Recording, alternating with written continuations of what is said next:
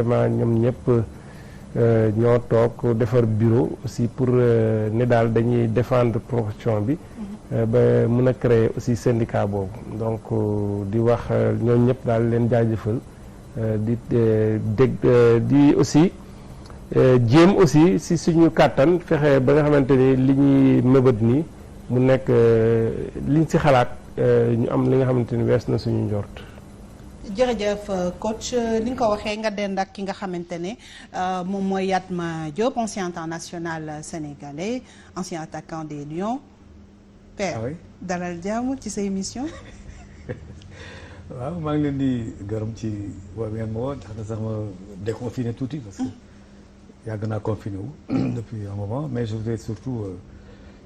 faire comme toi un peu et puis présenter nos condoléances à tous nos compatriotes qui ont perdu des proches temps yi parce qu'il y en a beaucoup. J'ai même appris ce matin que Gaston Mbengue a perdu sa maman également et cetera donc comme ni nga ko defee léegi rek nga ñaanal ñëpp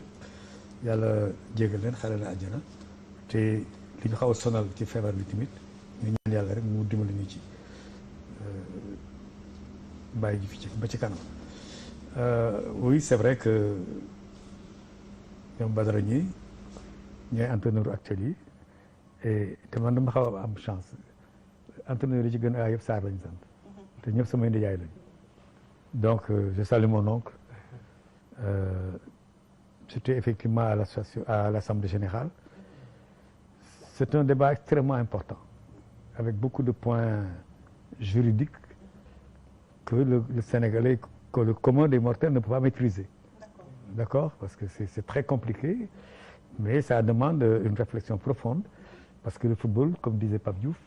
ce n'est plus un jeu. Puisque ce n'est plus un jeu, comme je disais à l'autre, que quand vous prenez le dictionnaire,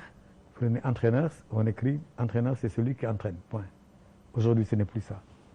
L'entraîneur n'est plus celui qui entraîne. C'est un travailleur qui est chèrement payé pour encadrer des garçons qui sont plus chèrement payés que lui. Donc, c'est des questions d'investissement très importantes. Donc, ça demande beaucoup de réflexion. D'ailleurs, léegi am na ñoo xamante ne tuddeetuñ leen entraîneur manager lañ leen tuddee.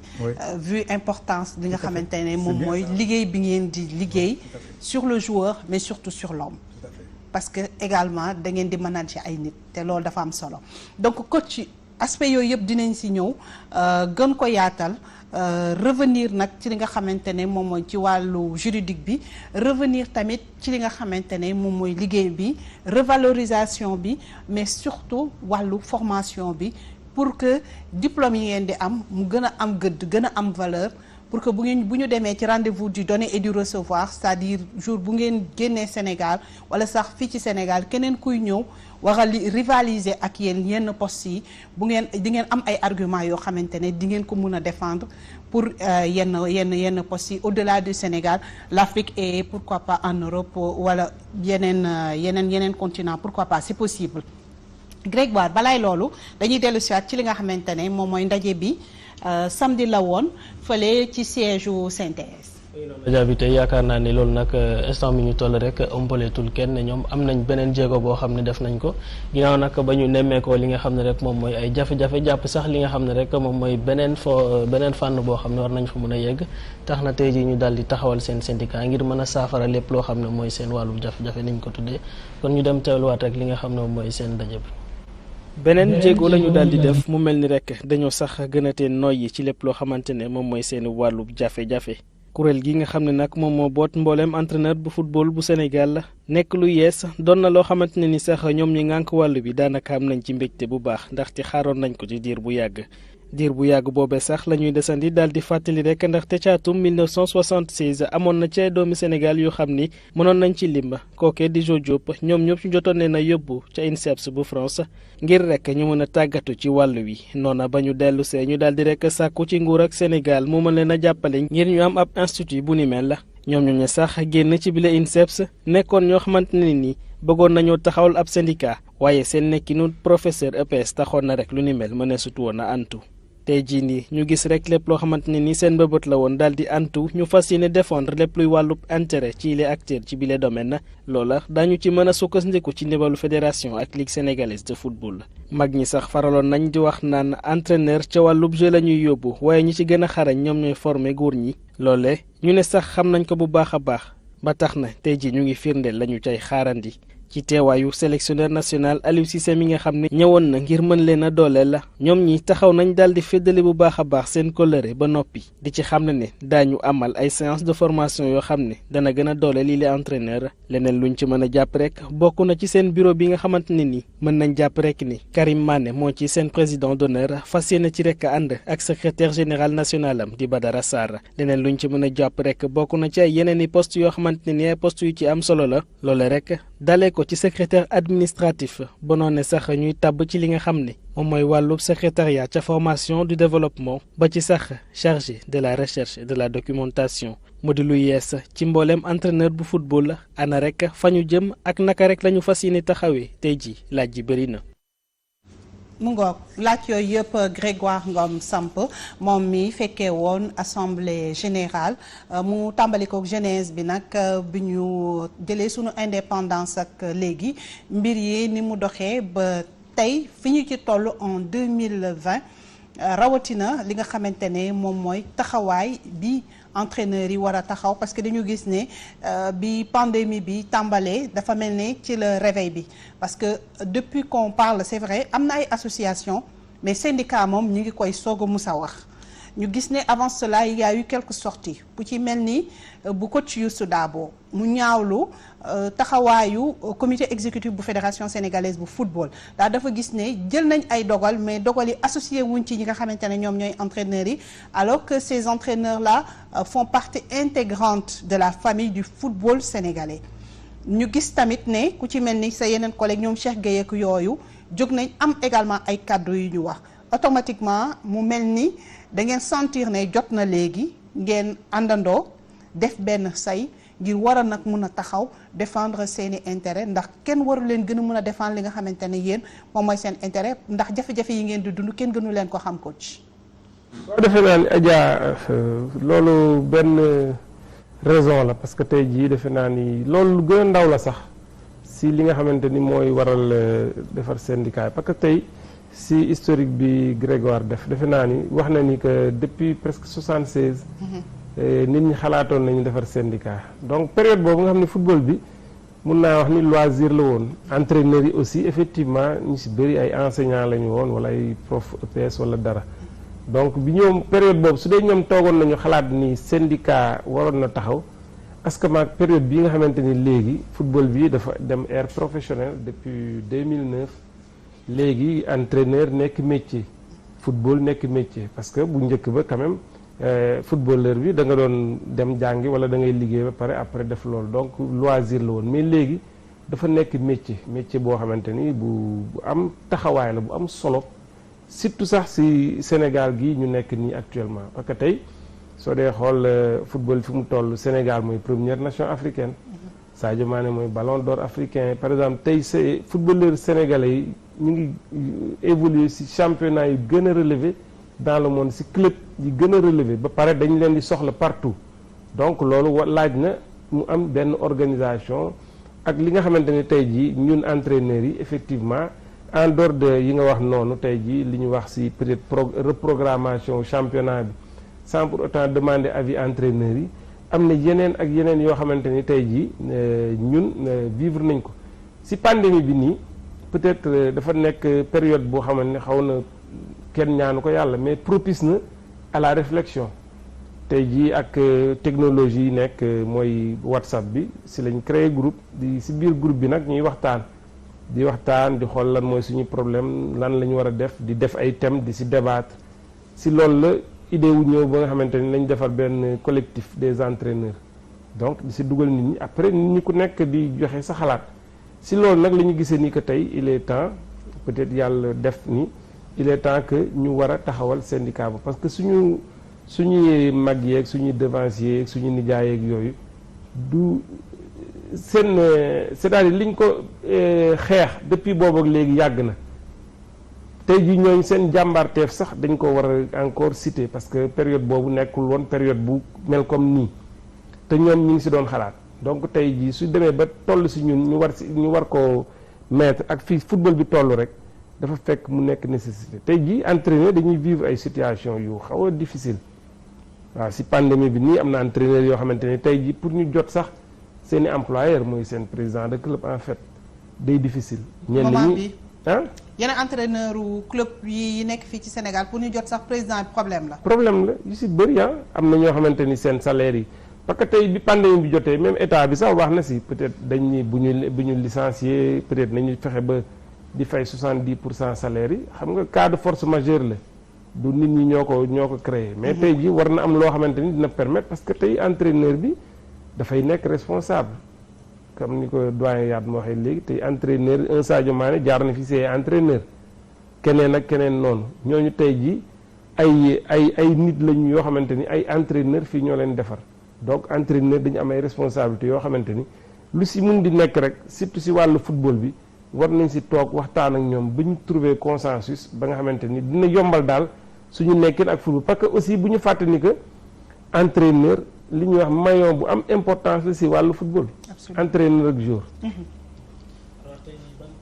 mun a am bu fekkente ni tey dem ngeen ba taxawal seen syndicat li ngeen ciy xaar moom mooy dindi ay jafe-jafe waaye yaakaar naa ne jafe-jafe tam bu tàmbalee ci biir syndicat bi moom mooy organisation.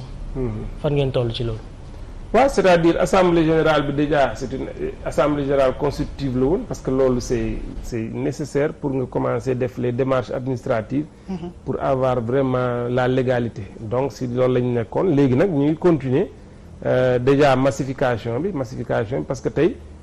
entraîneurs yi yëpp dañ leen si boole ñoo xamante ni tey jii loolu mooy seen métier parce que dañ koy def loo xamante ni métier la war a doon loolu tamit liggéey la boo xamante ni ñu ngi si pour wane ni que entraîneur dafa war a nekk métier donc mooy statut bi parce que ligue professionnelle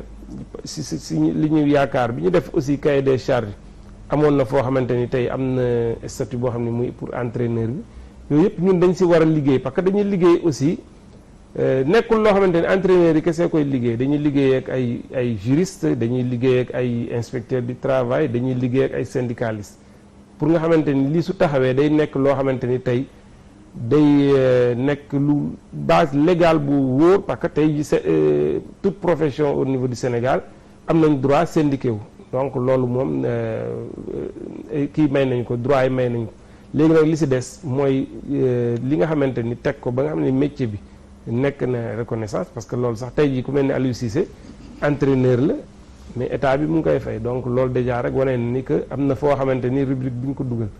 donc loolu déjà benn pàcc la li si des nag après mooy wax naa ko sànq massification bi suñ si paree léegi le temps que syndicat bi yëpp di nekk en règle après nag ñu dox yeneen jéego yi parce que tey du nekk loo xamante ni rek dañ koy teg pour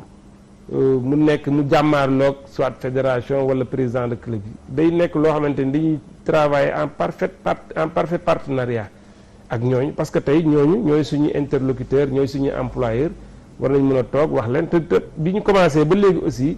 correspondance yi ñu def yëpp yi jëm si ñooñu vraiment dañu ay retours yu favorable la ñu am si loolu parce que xam nañ ni football bi ak loolu ñoo ànd donc nga xamante ni tey jii dinañ gis dinañ teg loo xamante ni yoon bi la kii lii mooy àqam lii mooy ses devoirs lii mooy droit am kii tamit lii la war def lii moo ko warloo si entraîneur bi après ñu respecté ko je pense que su boobaa lu gën si footballu Sénégal rek la ñuy yokkal c'est-à-dire day yokk ay ngëneel si football bi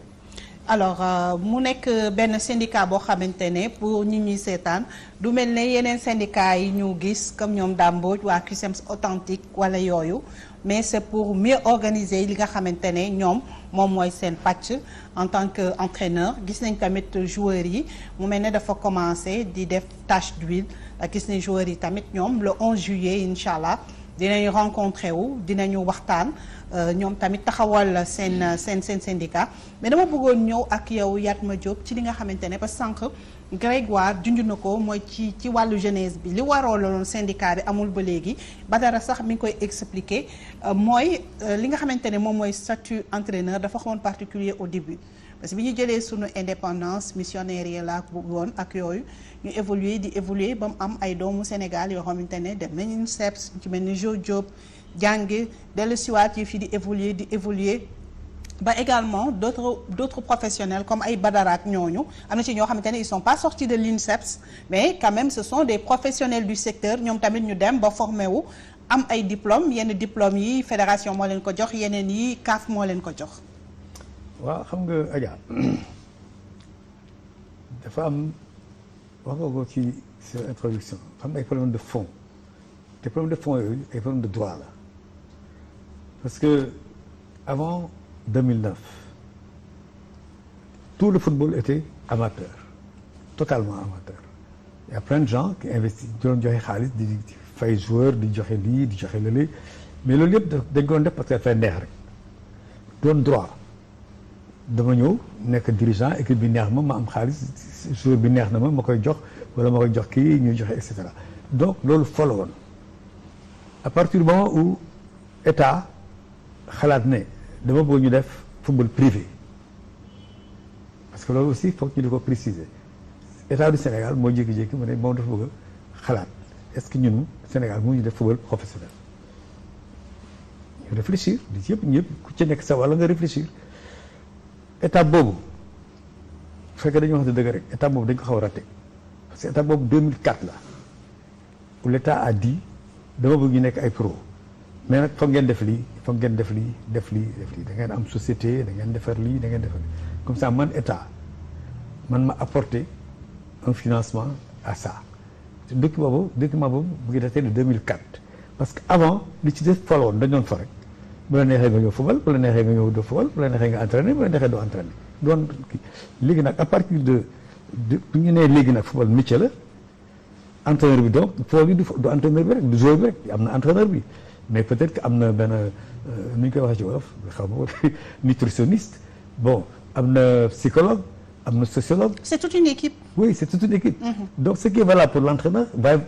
valable pour tous les autres acteurs parce que entraîneur bi c'est un des acteurs qui gère son secteur et les autres donc il faut que ñu xool une réflexion globale c'est bien que entraîneur yi def loolu parce que def ko day tax mu yëngal affaire bi ñu ne waaw lu xew ni ñu ne ah gars yi kat nee na ñoom dañuy football dañuy entraîner di fay gars yi dañuy fay ay gosses ñoom bu ñu leen di fay dañ leen di def nii bu ñu leen waree fay ñu neexal leen bu ñu leen waree et cetera donc on passe à des choses très sérieuses loo xam ne base bi yëpp droit la loolu tax sama compagnie bi seen sopp yëpp du te am na fu mu yem parce que droit bi mooy kii man dama koy embaucher donc moi je suis un employeur. D'accord doguma la mais bu ci kanamee dinañ solliciter éclairage au professeur Abdoulaye Sakho. Très bien moom loolu yëpp dina si ñëw d'ailleurs est-ce que le métier d'entraîneur est reconnu par la loi fii ci Sénégal yëf yi fan la toll juridiquement lan la ñu mun a def combat bi naka lañ ko war a mënee. et ci ban cadre lañ ko war a mun a defee période ma loolu bu ci kanamee léegi dinañ si ñëw. oui non man d'accord naa ak yow parce que man pour man Abdoulaye Sakho mu ngi fi. bon de façon man damay wax ak moom tout le temps donc bind na sax livre. ci loolu ci li ñuy discuter nii. moom bind na ci livre moom ak Camara. ak Céline donc document boobu existé na mais apparemment le monde du football ne s'est pas approprié de ça alors que dañ ko war a jël parce que bind na ko wax na ci plusieurs fois donc soo lire li mu bind da nga gis ne c'est très compliqué. hein lépp parce que da nga changer statut da nga daan fo da nga doon fo rek léegi footuloo. D'accord on est passé de l'amateurisme au professionnalisme. Et quand on dit professionnalisme il faut que ce soit du privé c'est du football privé c'est-à-dire que l'équipe qui est à Paris n'appartient à aucun Français c'est un Saoudien ou je ne sais quoi qui gère ça c'est des coïs donc football bi moo toll foofu léegi nii. D'accord et le salaire du footballeur et de l'entraîneur du ñu salaire ru Yatma ak yow non dès lors il faut ñu xam ni changer bi mu changer ñoom ñu am fula ak fayda ne ah comme affaire bi changé na nag ñun entraîneurs yi dañuy defal lii wax nga ko léegi les footballeurs aussi sont en train de se préparer pour faire les mêmes parce que addina moo dox ba foofu il faut noonu ñu nangul leen ko xeex bi maintenant c'est je m'adresse plus au président des clubs qui sont aujourd'hui considérés comme les employeurs mais est-ce qu'ils sont tous employeurs? d'accord loolu yëpp professeur Abdoulaye Sakho ñëw na ci ndax jour bu ñu nee syndicat rek dafa am également loo xamante ne faaw mu am kan mooy employeur bi loolu yëpp laaj nañ ko mais avant cela jox nga kàddu Amsata Fall ak Mayacine Ma parce que ñoom également ils étaient présents lors de cette assemblée générale. ñu ngi doon ajabite ñoom ñëpp yaakaar naa dañoo taxaw rafetlu bu baax initiative bi ndaxte nee nañ fekk football tamit ñoom mënuñu ngànk lépp. dañ fi nekk ay instances yoo xam ne tam dañuy gën di dooleel kon initiative bi nii ñoom dañ ko rafetlu bu baax a baax ba noppi rek jàpp ni nañ leen tamit gën a gunge ci lépp loo xam ne rek moom la ñuy tàmbali. waaw taxawaay fédération bi comme ni ma ko waxee rek ñun fédération initiative bi ni ñu koy rafetlu vraiment ñu ngi koy rafetlu te it comme ni ma ko waxee Augustin Senghor ak ñi nga xam ne moom la àndal lépp lu nga xam ne ñoom mën nañ ko jàppale syndicat bi vraiment dañ ko def bu soobee yàlla n'est-ce pas. di leen rafetlu également aussi loolu di leen encourager di leen féliciter également ci invitation bi n'est-ce pas ak yëg-yëg bi vraiment ci li nga xam ne ñoom lii la ñuy sumb mu nekk lu nga xam ne également aussi lu war a mun nekk la. comme xam nañ ni également entre employé ak employeur généralement toujours danay am ay jafe-jafe dafay am solo nag mu am benn structure de veille boo xam ni bu problème amee ñu mën a taxaw structure boobu nag daanaka corps de métier yëpp am nañ ko. ba mu desoon nag football aujourd'hui nag football am na ko moo tax dañ koy saluer rafetlu ko parce que football local moom daana ko maanaam loo xam ni ci Sénégal la nekk te syndicat nag boo xam ni taxaw na mooy war a mën a régler tous ces petits problèmes là. voilà régler tous ces petits problèmes maintenant ci yan anam la ko war a mun a régler. ak syndicat boobu lan mooy solo si ak nan lañ ko war a mun a doxalee ci wàllu yoon tamit faw ñu sukkandiku ci c'est vrai on parle de sport mais tamit ñi nekk ci sport bi duñu ay personnes yoo xamante ne ex nihilo c'est-à-dire dañu bokk ci li nga xamante ne moom mooy société bi même si bu fekkee ne seen lépp dafay dellu ci fédération sénégalaise de football. Fédération sénégalaise de football tamit dafa am ñoo xamante ne dañu ko jox tamit li nga xamante ne moom mooy pouvoir muy ministère des sports donc yëf yi faaw tamit ñu abale ko ci li nga xamante ne moom mooy yoon ndax nous sommes dans une république looloo waral ñu dem gis ki nga xamante ne moom mooy professeur Abdoulaye Sakho. waaw moom mu ngi noonu ajabite jot na nag dellu si waat ci lépp loo xam ne rek moom mooy nekkinu li nga xam moom mooy entraîneur rawatina nag seen jeunesse rek ni ko père waxee sànq muy loo xam ne nag ñoom ñu ngi nekkoon ay professeur de PS boobu ñu nekk amateur ba noonu ñu koy professionnaliser kon moom tamit dellu si waat na ci li nga xam moom mooy statut employeur ak employé bi. métier entraîneur lu am la parce que nit ñaa ngi koy def am na ñoo xamee ni ci la ñuy dund moom la ñuy def ci biir équipe yi muy basket bi di football bi di handball di yeneen façon yi ci la ñu nekk maanaam dem na ba xamee ni sax léegi bu ci anglais yi duggee dañ ko woowee coach ba di nga gis koo xam ne day nekk entraîneur pour woon la nan ngay solo moom la ñuy coaching en habillement coaching en ceci donc coach mu jën a nekk loo xam ne daal métier la métier bu am te nit ñaa ngi koy def donc loi bi reconnaître ko wala bañ ko reconnaître amul solo lu wóor ba wóor nag ci Sénégal mooy lu jëm ci mbirum entraîneur yi amoon na ñi ko jëkk a def maanaam mooy ñi nga xamee ni dañu jàng lu jëm ci waru tàggat yaram ba mu jéggi ñoom ñu koy jàngale moom la ñu woowee les professeurs d'éducation physique ay sport yi ñu daan nekk ci lycée yeeg yooyu di jàngale li ñu daan woowee prof gym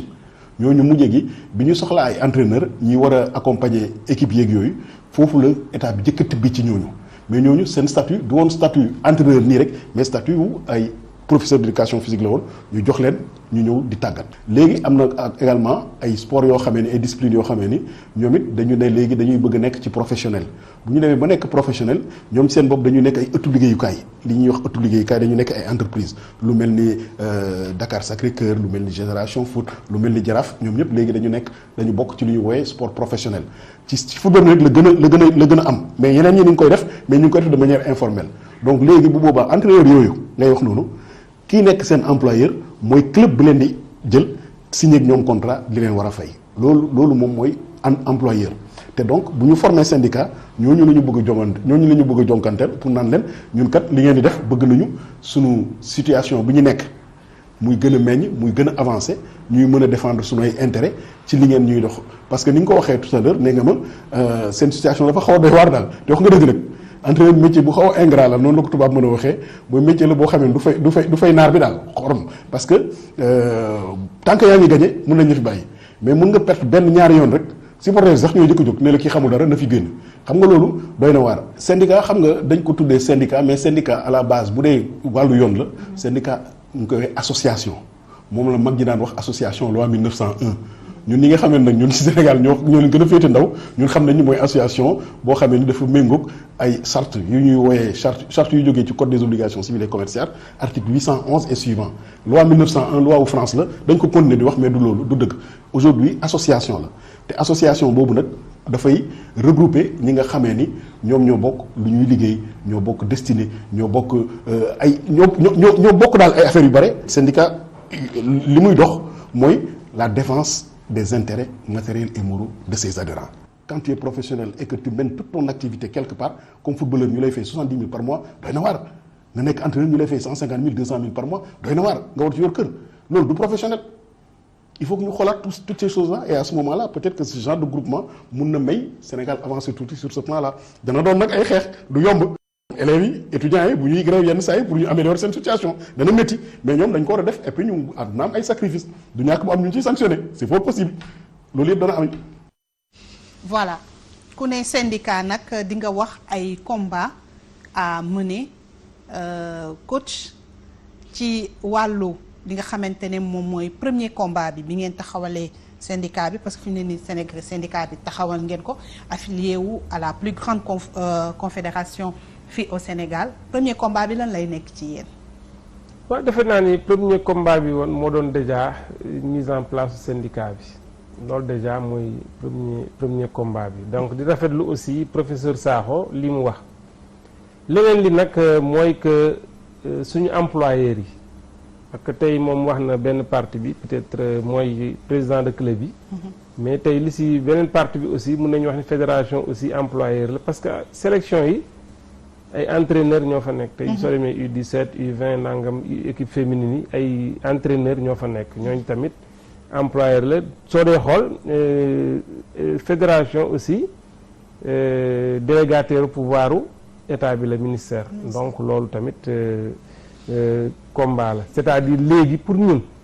loolu mooy premier acte bi nga xamante ni si la ñuy nekk c'est-à-dire wax na ko métier la boo xamante ni mu ngi dem boobu ba léegi donc mooy que mu ngi fi donc léegi nag reconnaissance boobu mooy suñu premier combat déjà ñu ngi rassembler suñu rassembler yëpp ba pare xool aussi problème yëpp fu ñu situé wu parce que loolu aussi dafa am solo parce que ñu ngi actuellement di xool ku si nekk au niveau bi nga nekk ñu xool yan mooy problème yi après mun ko soumettre teg ko sur la table après nag vraiment wax ak ñi nga xamante ni ñooy suñu interlocuteur si cadre boobu defe naa ni loolu c'est hyper important expliquer ko entraîneurs yi nga xamante ni vraiment ñoo ñu jël ñun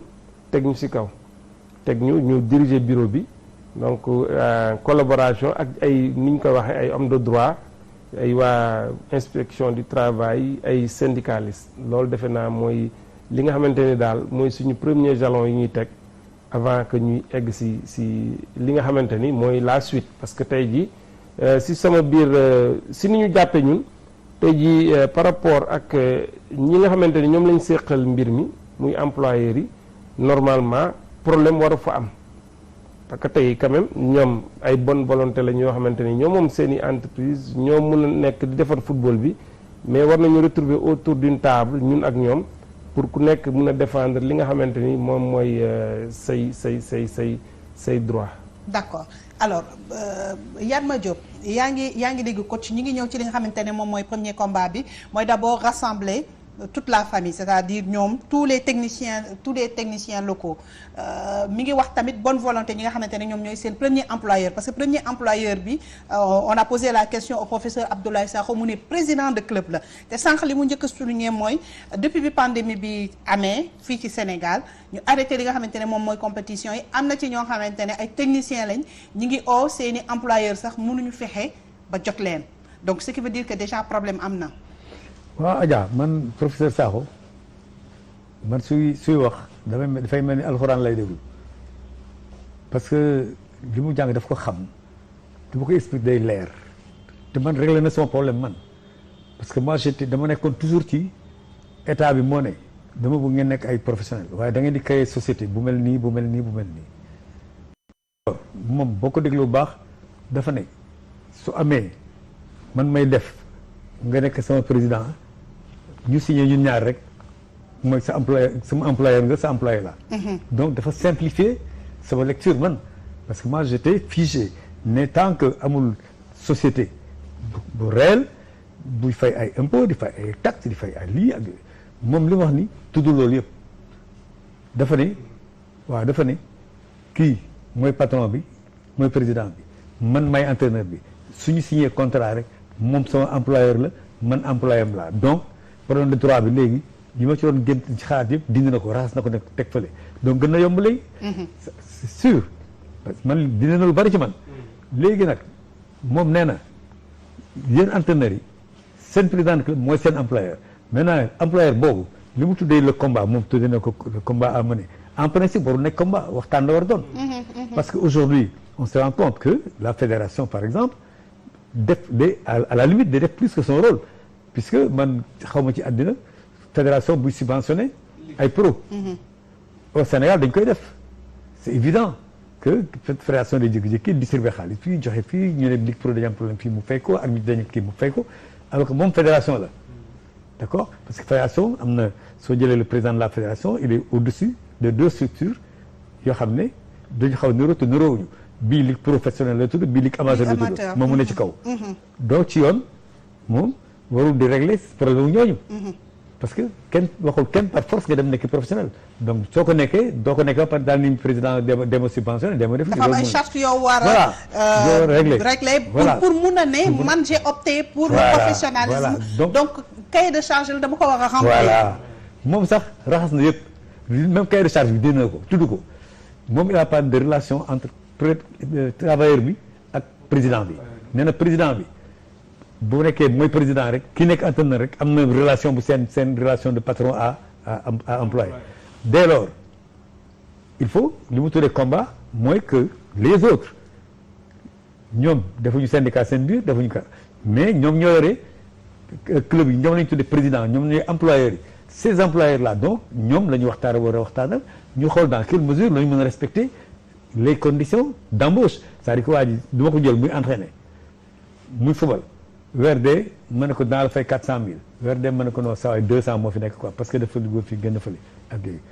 bon c'est une réalité chez nous. alors que vous avez signé un contrat bon et due forme. contrat bi mais signé na ko mais peut-être am na xelu def ko am na xolu def ko mais am na ay contraintes mënu ko pour une raison pour une autre mu jox la li mu am yow tamit nga ne ah man de dama am sama jabar sama ñaari doom sama kii damay fay lu waaye damay fay lii te loolu ci loolu laa ko yaakaaroon nga yow tamit nga dem di négocier ji fële sa logeur nga ne ko non c'est-à-dire jul jaatu xaaj yooyu day perturber entraîneur bi entraîneur bi su perturber équipe bi day perturber nécessairement parce que bu waa ji demee këram ah am benn soxnaam foofu soxna si ne ko waa ana affaire yi mu ne ko non c'est-à-dire mooy lan moom noo waa ji fay ma def ma avance fekk seen dépense ko 400000 la yow nga avance ko 200000 il a des problèmes. bu kaasee nga ne ko waaw comme da ngay kaas. graaw léegi bàyyil. je vais aller voir un autre technicien. sénégalais bon temps bon sang. moom tamit mu gis bundu xataal bi ñuy bundu xataal ba dara mu ne waaw man graawul. bàyyil man dinaa nangu sax su la neexee nga wàññi li nga xamante ne moom mooy salaire bi. donc yooyu nangu naa 200000 wala 250000. tu as tout compris. c'est-à-dire que loolu yëpp nag. non c'est non maanaam ni c'est-à-dire que c'est compliqué kii entraîneur bi. bon je vais laisser mon oncle tranquille. L'entraîneur. mais moom mooy seen secrétaire général. waaw nit la moom ngay waxal. waaw mais nit la c'est-à-dire même si c'est ton oncle mais moom ngay waxal après plateau bi waaw. Adja moo sonal yow seen nijaay bi bu ko am laa jëm waxee te waxoo dara. yow naa la boole sax sama jarbaat waaw alors donc. man sama nijaay la di sama yaay Sarr de sant mais grave ñu ngi ci plateau bi. d'accord léegi man damay jàpp ne.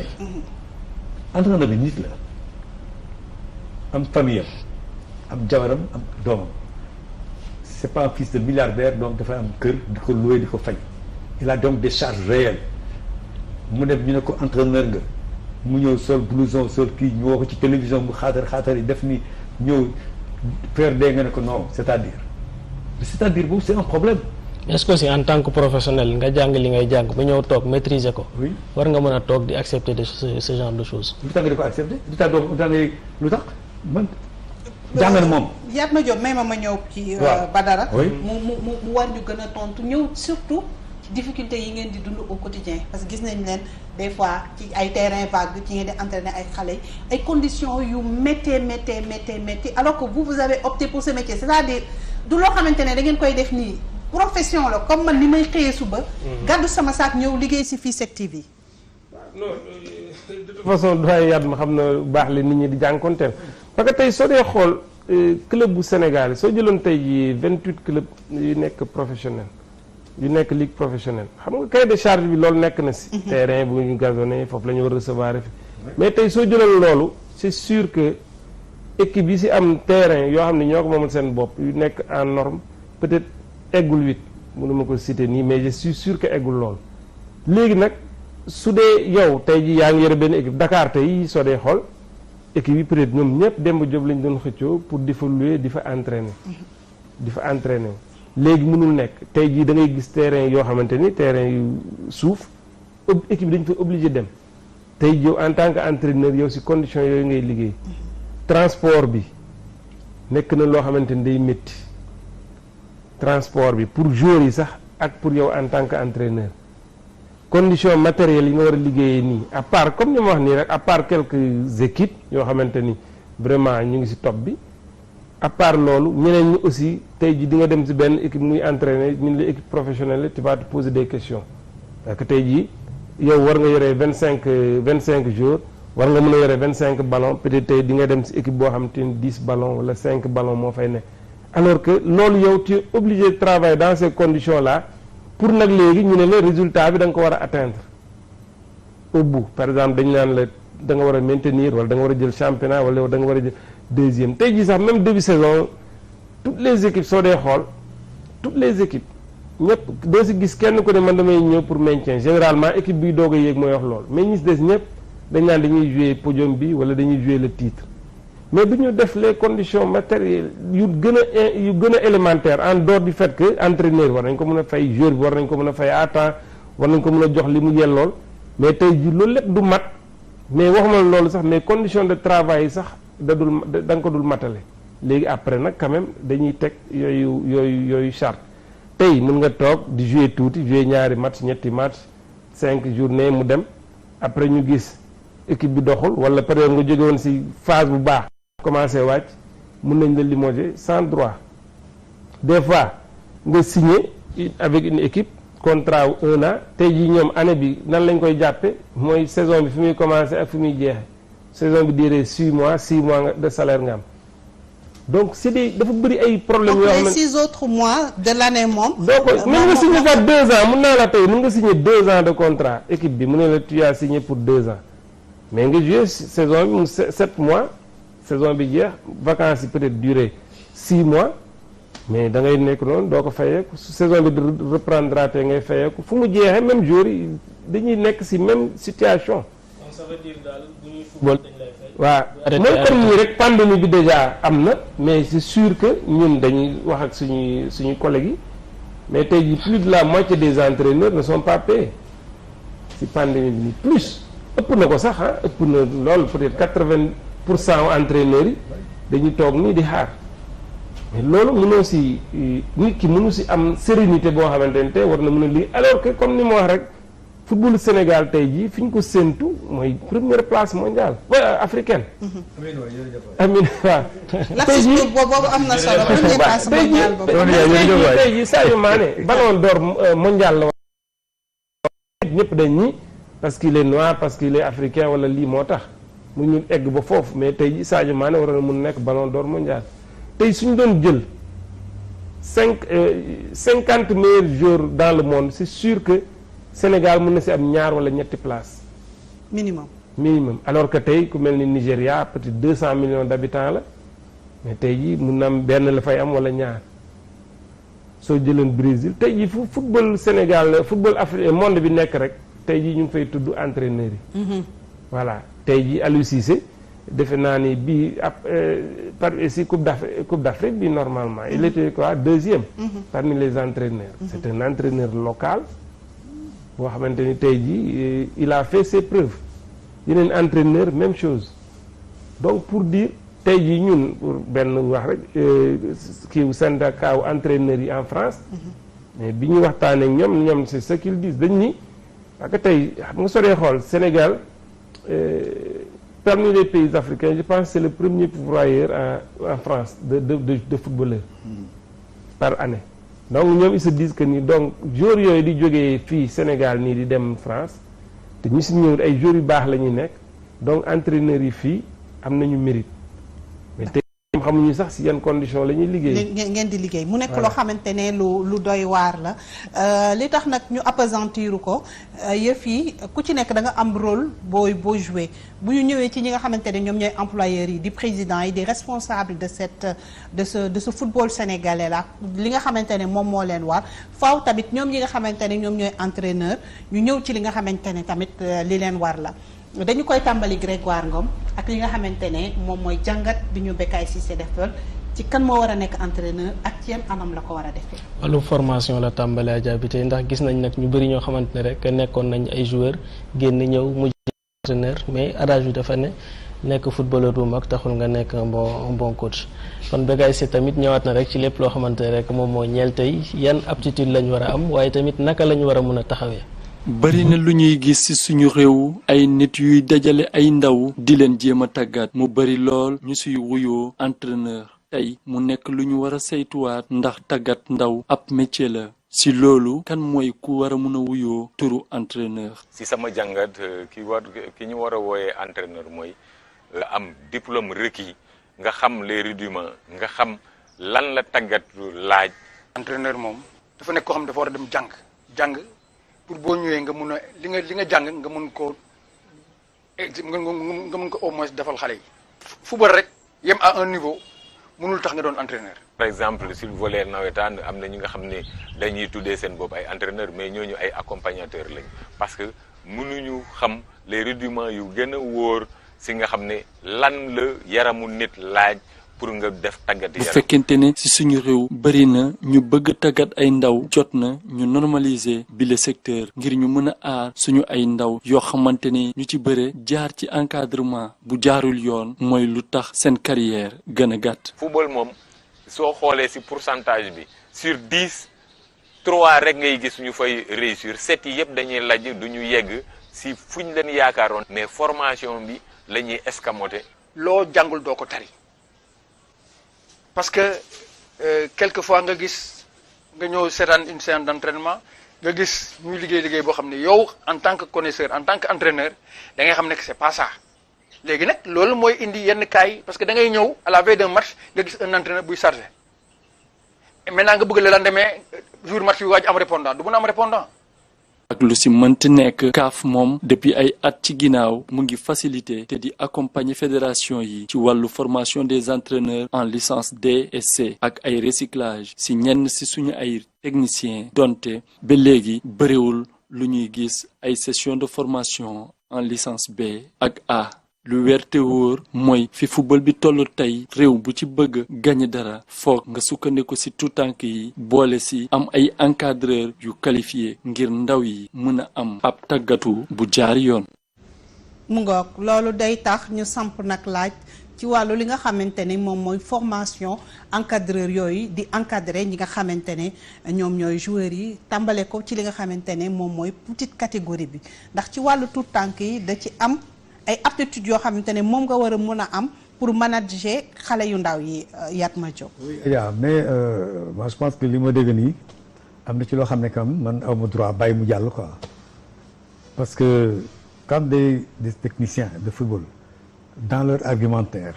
dañ ci dugal loo xam ne bokk ci parce que ñoom ñu ci bari def ne du parce que da nga football rek nga nekk entraîneur on s'adresse bien à des gens à un groupe de gens. alors si bu fekkee ne yow mi football mënuloo nekk entraîneur ki fawlul nag donc c'est un discours qu'il faut cesser parce que dafa am moment boo xam ne football bi comme wax nañ ko ñu ne football bi fo la woon donc laajuloon diplôme bi mu amee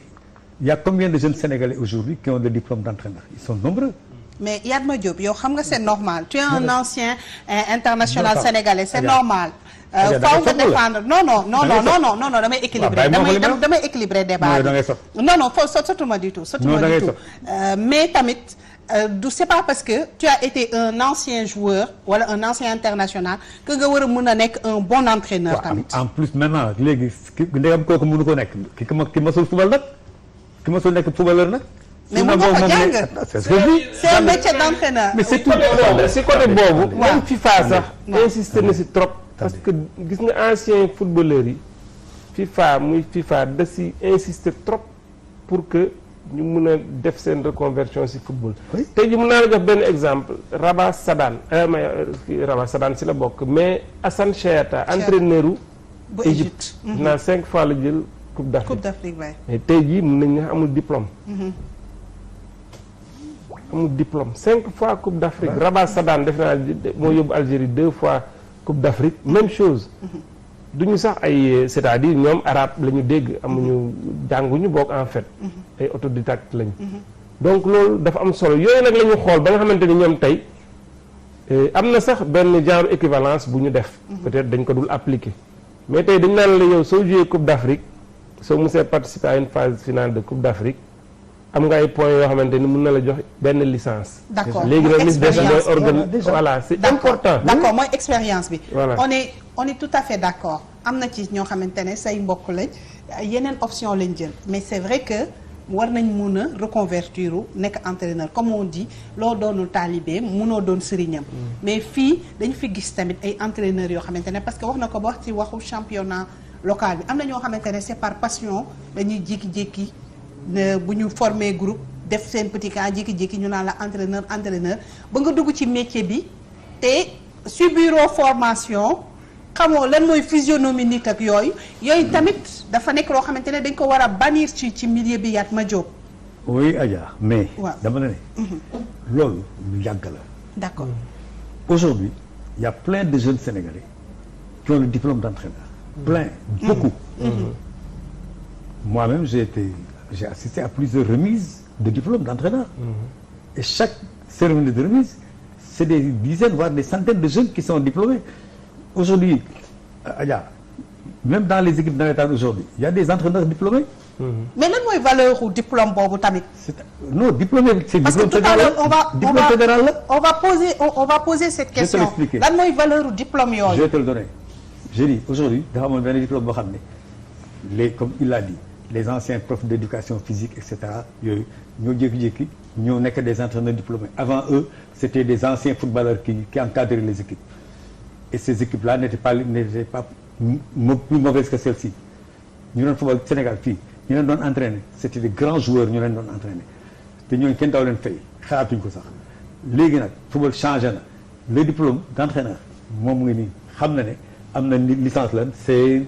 B ak D la commencé d'ailleurs Bekay mentionné na ko. donc diplôme yooyu léegi xale yu bari am nañ ko parce que dootul dafa am léegi boobu diplôme fédéral la tudd wala du noonu la tudd. diplôme fédération mooy organiser ay stages. avec les ligues tous les ans am na ay stages. Il y a beaucoup de jeunes maintenant qui sont des diplômés. donc c'est un discours que je n'aime pas. parce que j'ai comme l'impression que dafa am moment boo xam ne dañuy waaye da ngeen defe ne parce que football ngeen war a nekk non c'est un mérite d'être un bon joueur. Absolument. Maintenant je termine parce que c'est des choses qu'il faut enlever dans le discours des uns et des autres. Aujourd'hui la fédération forme tous les ans am na ay stage entraîneur mais stage yooyu moo tudd fédéral parce que dafa am beneen boo xam ni INSEP la boobu l'Institut supérieur du sport day génne ay diplômés qui en principe étaient destinés à l'encadrer. Il l'a dit le professeur Sakho, ils étaient destinés à encadrer les élèves des lycées et collèges au plan du travail physique ñooñu dañuy dem ba yàgg football dugg leen peut-être si ni mbàccana ñu commencé parce que ñu ci bari aussi ils ont été des footballeurs moi j'en connaissais beaucoup donc ñooñu dugal def wala entraîneur ñu commencé leen jox ay diplômes yi diplôme boobu ku bokkul ku jégewul ku deful étude universitaire yooyu doo ko amee noonu beneen bi ngay am beneen bi mooy le fédéral boobu nag dañu y en a plein et c'est bien que des gosses ça donne à ça di jàng pour nekk am diplôme bi donc diplôme bi. non on est d'accord formation bi Yatma Diop dafa war a am mais tamit valeur u diplôme bi tamit dafa am solo. loolu laa doon wax sànq ne. bu ñu la former ba pare nga war a mun a am ay arguments yoo xamante ne di nga war a mun a manager di nga war a mun a coacher li nga xamante ne moom mooy équipe. mais valeur u diplôme boobu moom la ñu war a waxtaanee ci wàllu formation bi coach. ndax est-ce que ni ñu gisee ay entraîneurs ay techniciens marocains di jóge Maroc di dem ci yeneen pays yi est-ce que facilitation boobu gis nañ ko ci nos techniciens locaux ñu war a jóge Sénégal dem ci yeneen dëkk yi wala jóge sax Sénégal dem Europe dem bitim réew wala dem feneen te loolu li leen koy mën a permettre mooy une excellente formation. waaw defe naa ni sax côté boobu defe naa ni même Afrique léegi sax formation yooyu presque dañ ko harmoniser tey jii ñun des fois fii am formation mais ay instructeurs yoo xamante ni FIFA wala CAF la ñuy jóge mais ay yeneen nationalité la ñooy def yi tey jii stage est-ce que ces diplômes là sont reconnus en Europe est-ce que diplôme boo xamante ne c'est-à-dire léegi nag parce que da ci am yoo xamante ne CAF moom moo ko gérer père yow yaa ngi mel ni c'est-à-dire xam naa fi nga bëgg a jëm mais loolu nañu ñëw ci valeur diplôme yooyu parce que c'est un fait c'est-à-dire bu weesoo quelqu'un comme Lamine Ndiaye je cite son nom comme ça c'est un Sénégalais entraîneur Oroya ba nga xam ne bi muy formé wu sax du Sénégal la formé wu en France la formé wu on parle de Aliou Cissé qui est le sélectionneur national fu mu formé woo mais Europe la formé woo c'est vrai bi mu ñëwee fii dañ ko am ci moom confiance continuer ko moom mu perfectionné wu c'est-à-dire bu ñu demee ba war a taxaw méngale diplôme yi des fois ça pose problème te Badara ça yow exactement xam nga li may la question que je pose par rapport à cette formation là. Bon si c'est en Afrique formation bi moom dañ ko uniformiser diplôme bi tey jii dañ naan licence CAF la ñuy wax donc c'est tous les pays yu nga xam ne membre CAF la léegi nag leneen li si nekk mooy protection bi nga xamante ni dëkk yooyu ni ngay xalaate dëkk yooyu tey jii Aliou Cissé mënoon na bëgg a dem entraîner ji France benn équipe première division mais dafa am protection foofu de la profession d'entraîneur ku mel ni France par exemple am na club yoo xamante ni tey soo xamee Paris Saint-Germain wala Marseille Bordeaux wala Monaco wala Lyon à la limite parce que dañ naan ñooñu mën nañ jël un entraîneur étranger parce que ñoom équipe yooyu am nañu ay moyens ba pare ñoom ñi ngi xalaat ni équipe yooyu mën nañ jël coupe d'Europe Ligue des champions moo tax ñu autoriser leen loolu mais tey équipe yeneen yi ndaw yépp amuñu droit jël kuddul par exemple kuddul un français comme entraîneur donc loolu protection la même ñun tey war nañu toll foo xamante ni dañuy def réciprocité tey jii am na ay entraîneurs sénégalais yu nekk ay Guinée wala yu nekk si yeneen dëkk yu sous région yi mais tey jii ñooñu bëriwuñ c'est-à-dire ni ñu exporter joueurs yi entraîneurs yi bëriwuñ noonu. waaw mais protectionnisme boobu moo am fu nekk nag parce que xam nga maj tey jii entraîneur fii ligue professionnelle Sénégal 28 équipes la 28 équipes yooyu tey jii su dee ñaata poste entraîneur la titulaire 28 tey jii suñu bàyyi woon ñëpp ñëw. même avec les adjoints. waaw soo ko boole woon mu nekk 56 soo ko boolee nag adjoint yi 56 postes la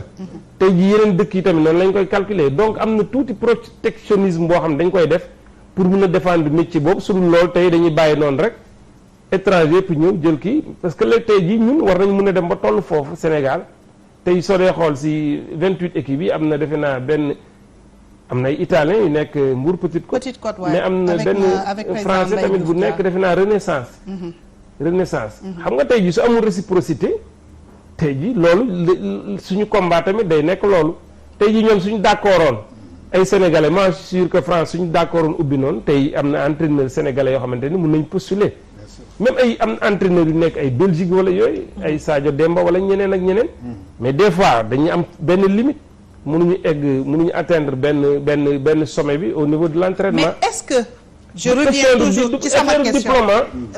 est-ce que la formation c'est-à-dire bi ñu lay dispenser en Europe est-ce que c'est la même formation que moom ngay recevoir fii en Afrique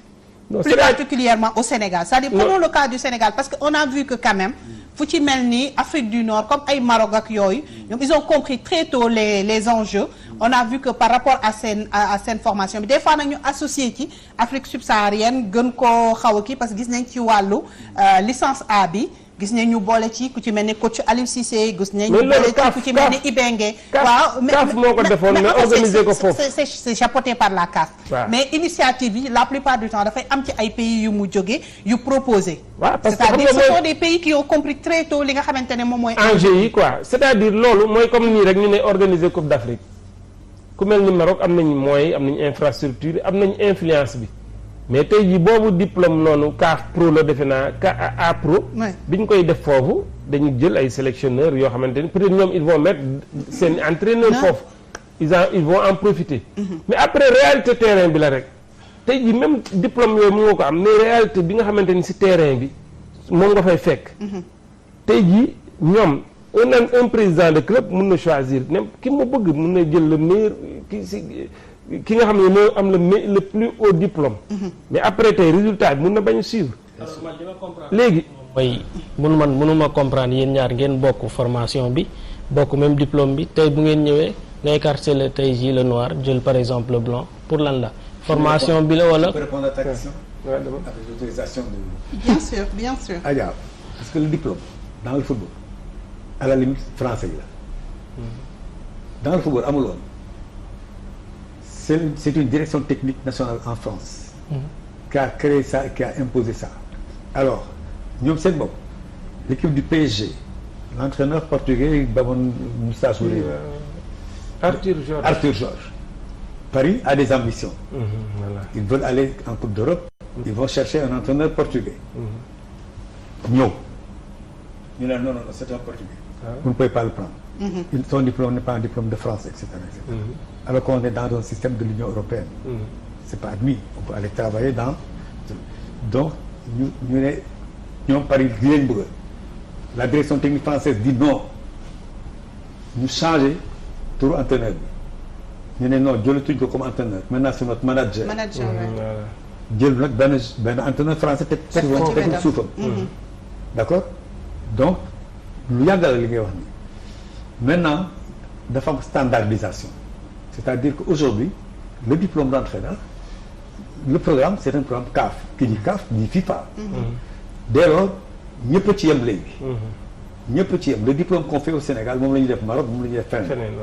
c'est le même. maintenant nga nekk entraîneur am Sadio Mané sa équipe ak nga nekk entraîneur am Yatma sa équipe du benn. waaw c'est ça c'est ce qu'il te dit. Sans aller dans le fond. Tu peux être un bon entraîneur un bon technicien un bon tacticien nga ñëw di jouer amuloo joueurs yi sa équipe sa président c'est un beneen yeneen joueurs yu sa joueurs yi mënuñu dara ñoom Grégoire yi aayuñu mu dem jëli ñoom ñële jëli ñii jël ñële d'accord donc loolu moo am ci football bi c'est-à-dire que l'entraîneur surtout sax entraîneur dans le monde c'est un manager et ce manager il est en face de problèmes énormes qu'il doit maîtriser maintenant yow nga am Sadio Mané laa la wax ak nga am Yatma du benn est-ce que loolu le résultat c'est l'entraîneur c'est une partie de l'entraîneur mais s'il n'a pas des joueurs capables de gagner une coupe d'Afrique une coupe d'Europe dañ koy génne. D'accord. Donc Adja dama jàppal ne ta préoccupation est réglée par le football c'est-à-dire que léegi football diplôme bi ñoom ñëpp a nuróole amatul. alors man moi j'insiste pas ci diplôme bi mais j'insiste sur la formation c'est-à-dire xam nga léegi dañuy wax waxu football professionnel. donc ki di football professionnel dafa am comme tu dis ay standards yoo xamante ne léegi dañu ko teg c'est comme ñun ci sunu profession am na ci ñoo xamante ne jaaruñu CESTI wala yooyu mais c'était de grands journalistes. très grand léegi dem nañ ba loi bi permettre na la bu fekkee ne defoo foofu am na expérience boo xamante ne boo ko amee war nga mën a am sa carte de presse wala ainsi de suite wala ainsi de suite loolu on n'en disconvient pas c'est-à-dire expérience moom dara gënu ko mais tamit dafa am loo xamante ne quand on parle de professionnalisme quand on parle du rendez-vous du donner et du recevoir parce que nous on aimerait bien retrouver pourquoi pas Liverpool benn Sénégalais bu fay entraîner c'est une fierté de voir Oumar Daf mu nekk entraîneur bu Sochaux on le voit également avec Kader Mangane mi ngi fële Strasbourg mi ngi ci direction mi ngi ci pas comme entraîneur bien sûr mi ngi ci direction technique bi voilà mais à condition ainsi de suite je suis d'accord mais à condition que tey jii foofu noonu dëkk boobu ngay africain am fa accès pour nekk fa entraîneur seen loi permettre la ko mais c'est pas sûr peut-être Omar Daf il a Sochaux mais c'est sûr que parce que moom il a la double nationalité bien sûr voilà donc il se sert de ça mais tey jii su doon dañu jël fii le meilleur entraîneur sénégalais fii bi gagné lépp tey jii mu nekk de nationalité sénégalaise kese bu ne day dem entraîner foofu une équipe nationale soo deful ndànk doo ko mën a entraîner. doo ko mën a entraîner c'est vrai. du question léegi diplôme bi wala compétence yi. non je suis d'accord. mais protectionnisme la. protectionnisme bi. et puis c'est tout à fait normal. mais c'est-à-dire exemple rek la ñuy wax parce que bu ñuy wax tamit football bu développé bu ñu waxantee dëgg bu ñuy jël référence Europe la ñuy jël référence mais nous on aimerait bien commencer chez nous. balayer sunu buntu kër ba pare balaa ñuy xalaat sax waxu Afrique. balaa ñuy soog a dem peut-être Europe wala pourquoi pas en Amérique latine wala feneen ak feneen wala en Amérique du Sud ak yooyu bu ñu continuer ba léegi ci wàllu formation yi parce que dafa nekk lu am solo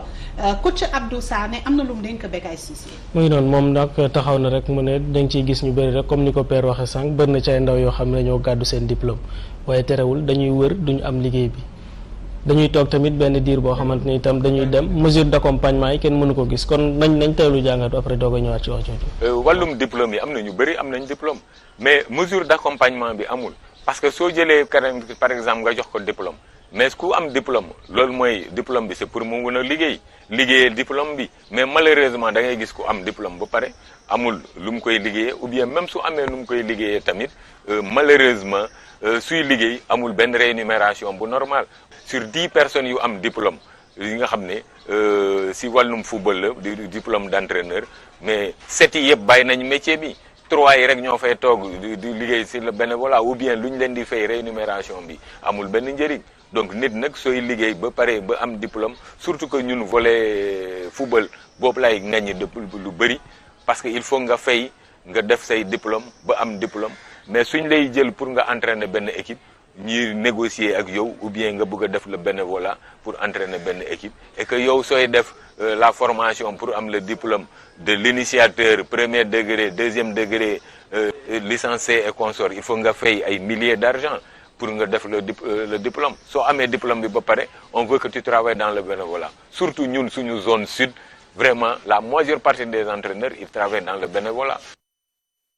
mu nekk benn problème boo xamante ne ñu ngi koy dund mu doon coach Abou Sané ñuy jaajëfal Bécaye Cissé li nga xamante ne moom moo taataan kàddoom di ndaw li ñu toogal foofu ca Kolda alors yéen ci seen niveau syndicat bu ngeen waree xeex ci wàllu surtout formation bi recyclage beeg yooyu ci yan anam ngeen ko xalaata amale coach. waaw déjà formation bi xam nga comme moom li mu wax nii. defe naa doyen yaat moo wax na ko effectivement bëri na actuellement ay ndaw yoo xamante ni def nañu stage yi ba am seeni diplôme peut-être tey li ñuy wax mooy fu ñu liggéeyee la ñuy wax moo nekk moo tollawut par rapport li ñuy wax loi de l'offre et de la demande moo xaw a posé wu foofu donc tey déjà loolu ñun ñu ngi nekk di recenser loolu lépp parce que tey bëri na trop ñu formé peut-être nag léegi li ci des mooy des fois comme ni ñu wax rek passer licence C dem licence B wala licence B dem licence A foofu la affaire bi di yàgg mais entre def licence D après def licence C foofu moom vraiment suñ ko xoolee Sénégal formé nañ ci année yi passé beaucoup de kii leneen li mooy léegi ñun suñu recensé ba xam loolu lépp tey ji parce que tey mën nga yore benn licence boo xam ne mën na la permettre nga nekk fenn mais tey ñenn ñi mun nañ ni man kat je préfère dem fenn am fa la main même si c'est dans le bénévolat xam nga foofu tamit choix wu nit ki la mais ñun mun nañ leen a conseil boo xamante ni mun nañu wax ak ñoom tey jii même sooy dem si fenn sax ñu conseil la defal la conseil bi nga xamante ni tey peut-être ñun mun nañu wax ak ki nga xamante ni moo lay jël foofu même su dee équipe bi dafa nekk amul yenn moyens yi au moins ñu mun la jàppale si lenn waaw parce que tey tamit quoi qu'il en soit ñooñu ñuy toog nii yëpp peut-être def nañu seeni diplôme bëgguñu toog parce que football tamit noonu lay demee. pratique daf si am solo. tey jii soo toogee 2 ans pratiqué woo peut-être li nga jàngoon yëpp mën nga ko perdre. pratique daf si am solo mais loolu lépp nag dañ ko mën a encadrer ak waa fédération ak ligue amateur parce que en fait loolu si côté boobu la nekkee. bien que ligue professionnelle am na ñoo xamante ni problème salaire na posé wu. mais c'est moins criard que li nga xamante ni si beneen étage bi foofu la nekk li ñu mën daal ñun mooy accompagner leen si cadre boobu koo xamante ni tey yaakaar nga ni war nga mën a dem fenn nga aviser ñu peut-être ñun mën nañu am ay pexe yoo xamante ni mën nañu wax ak ki nga xam ne moom nga koy séqal ba nga xamante ni na am lu mu warloog yow pour permettre nga liggéey la conscience tranquille. D'accord Yatma Diop dégg nga ko muy loo xamante ne ñoom ñëpp moom la ñuy jooy wàllu bénévolat bi mu mel ne ñu bëri dañuy fàtte ne ñoom ce sont des travailleurs te nag tout travail mérite quand même une rémunération. Oui, mais il y a toujours un mais, c'est-à-dire que li nga wax loolu la mais bu fekkee ni man am naa diplôme liggéeyu ma fenn ma dem bi benn équipe yaakaar ne su ma fa demee dinañ ma mosal. bu fin du mois jotee tuuti. ñu mosal ma waaw même bu dul fin du mois sax xëy na le 10 sax mu ñëw taxaw waa ji mu mosal ma bon donc mosal boobu c'est parce que il a dit entraîneurs yi bari nañu tous les clubs de la ligue amateur am nañu au moins 2 ou 3 entraîneurs. Tous les clubs on dit combien il y en a 300 400 clubs au Sénégal. Ça, il faut aussi compter ceux qui sont entraîneurs mais dans les clubs de navétane. Moi j'habite un quartier qui est entraîné par quelqu'un qui est un entraîneur diplômé, il est payé par le quartier. Donc débat de fond bi foofu la rek entraîneurs yi en face loolu tax ma ne le discours de Sakho a changé complètement ma réflexion parce que léegi l'employeur il est réel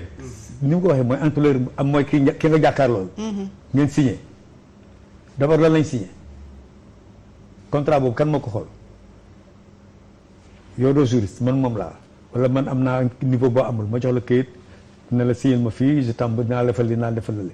yow amuloo avocat amuloo conseiller amuloo kenn li ngay xaar mooy waa ji fay la affaire bi commencé fayu la parce que amu ko donc le sponsoring dans le football war nañ ci réfléchir pour xool naka la mën a demee pour mu nekk ñu bañ di xaar état est-ce que qu'est-ce que nous pouvons faire avec l'État avec les privés avec pour xam comment il y a beaucoup de chaînes de télévision aujourd'hui qui existent est-ce que naka la ñuy defee ba chaîne télé boobu mën a gérer des compétitions gérer des techniciens gérer des entraîneurs mais il n'y a pas que les télés il y a tous les types de sociétés et tous les types de sociétés qui existent au Sénégal sous quelle forme la ñu mën a convaincre ñooñu ba ñu nekk ay sponsors di financer le football parce que le football pro ne peut être financé par des Yatma qui ont de temps en temps ñu am rek génn joxe déedéet dafay am mécénat bi mënu continuer oui mécénat bi mënu continuer dès lors parce que il a bien fait d'en parler des clubs amateurs qui sont dans la ligue amateur ils aspirent à être des pros donc dañuy jël ay techniciens diplômés mais duñu am toujours les moyens de les payer donc ñooñu qu'est-ce lan la ñuy def ils sont obligés de jongler et cetera tey ñu dem fii ëllëg ñu dem ci Yatma gannaaw ëllëg ñu dem fële et cetera et l'entraîneur qui parlait tout à l'heure peut-être que yooyu mooy préoccupation surtout am na tous les gosses fii diplômés nañu ñoom ñëpp ñii ils ont formé ak fédération la fédération a formé beaucoup de jeunes. D'accord. Or ñooñu ñëpp ils ont aujourd'hui en face quelqu'un que le professeur Sakho a qualifié d'employeur. Employeur bi nag salaire la nga ko amel salaire la amel mais est-ce que boobu salaire parce que bon je reconnais qu'il y a des efforts qui sont faits par beaucoup de présidents qui dañu joxe ay salaire ay ceci ay ça et c'est important c'est du ma ko négliger parce que xale bi amul dërëm nga jox ko 50 000 ba 100 000 ba 200 000 mu yóbbu këram dimbali papa mag yaayam c'est bien dans le fond c'est bien mais dans la forme c'est bien mais dans le fond il y a problème parce que ni mu ko waxee entraîneurs yi ëpp nañu ñi les 60 là qui sont dans le syndicat là ëpp nañ loolu ils sont beaucoup plus nombreux voilà donc je termine pour dire que affaire bi il faut que ñu xool comment peut-on financer le football du Sénégal c'est ça le problème de fond. Le problème d'accord pour mu nekk un football professionnel. Voilà. Alors en dehors de la formation tamit sunu reporter ku ci mel ni Sékou Diémé gën a approfondir li nga xamante ne moom mooy réflexion bi Grégoire Ngom. ba léegi rek Adja bi tey day ñeel wàllu formation ndax yaakaar naa ne moom mooy base ci wàllu entraîner doon na tamit loo xam ne daf ñuy yóbbu rek ñu waxtaanee tamit lépp loo xamante ne rek mooy ñoom naka la ñuy def ba mën a bénéficier ci li nga xam moom mooy formation de qualité rawatina naka la ñuy def ba transmettre ko ndaw yi.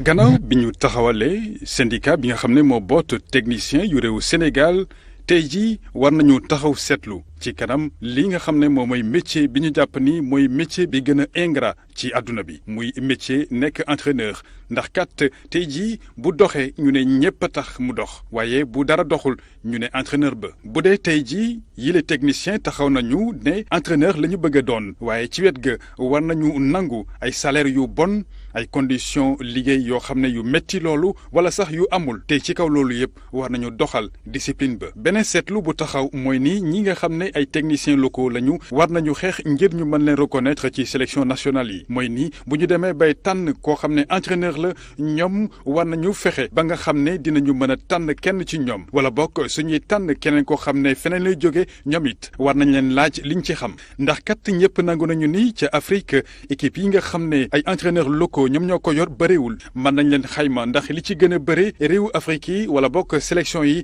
li ñuy taamu mooy am entraîneur boo xam ne ca bitim réew la jóge muy doomu tubaab. beneen xeex boo xam ne taxaw na soxal na wàllu tàggat gi ndax kat bu fekkee yile technicien bëgg nañu jiite ay équipe ci Afrique foofu ñu am ay formation yoo xam ne méngoo na ak formation yi ñuy amal ca Europe wala bokk formation yi nga xam ne seen i ay naataango nekk ca Europe ñoom it am nañ ko bu loolu amul saa su ne dañ leen di delloo gannaaw te ci kaw loolu yëpp ñi nga xam ne am nañu wërsëg ñu ràññeel leen ba ñu dénk leen ay équipe war nañu taxaw xeex ngir mën a am seen place ci kanam seen i ay naataango yoo xam ne ñu ngi bàyyeekoo ca tugal muy concurrence bu metti lool waaye ci kaw loolu yëpp ñoom war nañu nangu ni ngir ñu mën a jëm kanam foo ñu booloo àndandoo di xàccandoo di dóorandoo. ñu koy jaajëfal Sékou Diémé ci jàngat bu am solo bi. D'abord muy li nga xamante ne mooy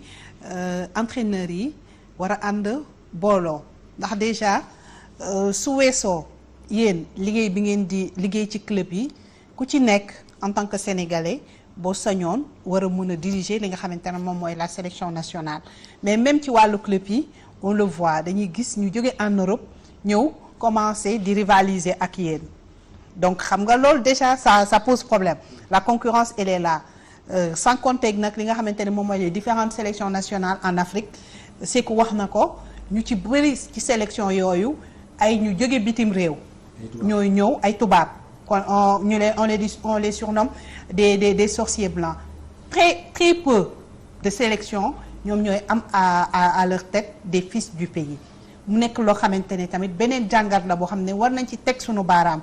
lu ci mel ni coupe du monde bi on avait montré une photo d'ailleurs professeur Abdoulaye Sakho mës na ci def benn article mu nekk loo xamante ne sur plus de 30 et quelques entraîneurs kenn rek leen ci gis mu nekk koo xamante ne nit ku ñuul la mu nekkoon Aliou Cissé qui avait amené le Sénégal fële ci coupe du monde ba amoon ci Russie en 2018 mu nekk loo xamante ne tamit beneen jàngat la boo xamante ne war na réveiller li nga xamante ne moom mooy les techniciens locaux mais surtout cette union là ñu xam ne mbooloo moom mooy nekk mooy doon doole c'est-à-dire faaw ñu jàppale ki nga xamante ne moom mooy le sélectionneur national on dit pas que on doit lui tresser des lauriers mais tant que solidarité boobu mi ngi am parce que tôt ou tard Aliou Cissé va partir certainement peut-être en 2022 mais qui va remplacer Aliou Cissé et si on fait pas attention boo moytul dañuy delluwaat ci li nga xamante ne foofu la ñu jóge woon du yéen seen combat dafa nekk combat boo xamante ne combat bu doy waar la parce que dafa bëri ay pàcc. waaw defe naa ni déjà il faut ñu rafetlu sax exception bi nga xamante ni Sénégal nekk na ko par rapport ak li nga wax léegi. tey jii yàlla dafa def même Coupe d'Afrique bii rek soo seetee fu soriwul trop. même si Coupe d'Afrique bi tey je pense il y avait combien de clubs est-ce que doon 24. je sais pas mais je pense que waa 10 ñoo si nekkoon ay entraîneurs locaux xaw ma 8. bi si fin ba ñaari équipe muy Algérie ak Sénégal ñoo demoon final. ay entraîneurs locaux ñoo leen yore woon loolu déjà rek dafa wane lu bëri. et l'Algérie s'est inspirée du Sénégal. voilà l'Algérie s'est inspirée du Sénégal loolu xam nga nag loolu nekkul li nga xam ne entraîneurs yi ñoo koy tànn parce que tey ji entraîneurs yi du moom mooy tànn boppam pour diriger benn sélection wala pour nekk fenn. mais état yi la sax parce que sélection yi moom état yi ñooy def loolu peut-être nag loolu aussi nekk na benn complexe boo xamante ni ñun dañ ko war a dindi. waaw parce que entraîneur yooyu nekk foofu yooyu di nekk généralement ñëw Afrique sax si seen i dëkk des fois da ngay gis dinañ fa jaar yore ay équipe du nekk sax ay équipe yu mag wala des fois day ay échec ñoo leen di pousse ba ñu ñëw fii